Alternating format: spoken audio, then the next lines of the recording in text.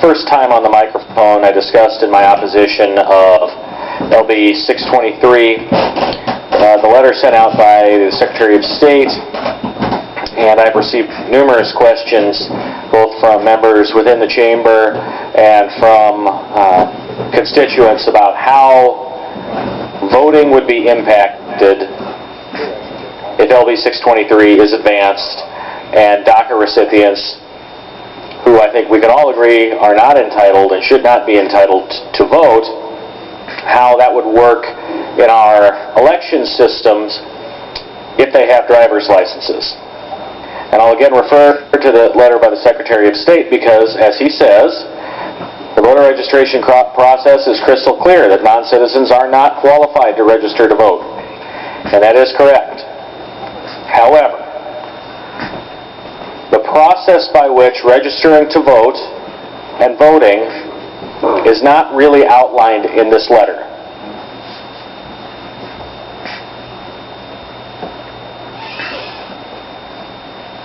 They register to vote, and they wish to vote on the same day. That person will be asked to show a driver's license. If they have one, they will be asked to fill out a voter registration form. If they fill out the voter registration form, they will be handed a ballot and the ballot will be counted.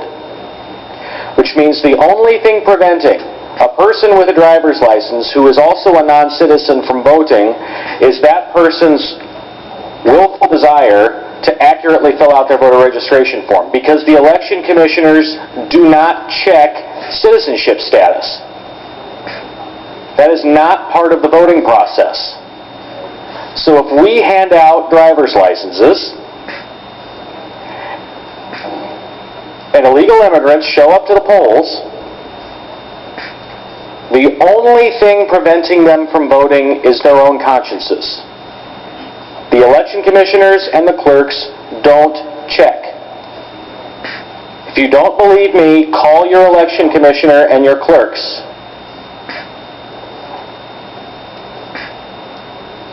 And it's true that periodically the Secretary of State will check the voter registration rolls, and if they match lists with known illegal immigrants, that those people could be prosecuted for a felony. But by that point, the ship will have sailed. The election will be over, and the ballot will have counted. There is no way to identify that ballot, to know who that person voted for, and to take that ballot out of the election results. It's too late. Now, AM 1620 is a step in the right direction. At least, if the driver's license has some sort of identifiable characteristic, the election commissioners and clerks and their staffs will have the knowledge that the people who are claiming to be citizens aren't them. But I would submit that even in that instance, it puts the election workers in a very difficult position of being forced to determine the citizenship status of someone who is at their election office and attempting to vote on the same day. Because we in Nebraska have determined that on a limited basis, we can have same-day voting registration with people who show up to register to vote and show up early at their election office. And if you call your county election commissioners and your clerks, they will tell you that every single election cycle, there are instances where people who have registered to vote and voted early have had their addresses attempted to be verified, and it was found out that they did not live where they said they lived.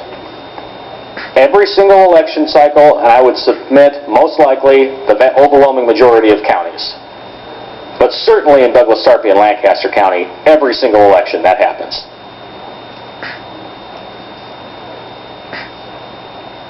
LB 623 time, Senator. will make that problem worse. Thank you, Mr. President. Thank you, Senator Murante. Senator Har, you're recognized.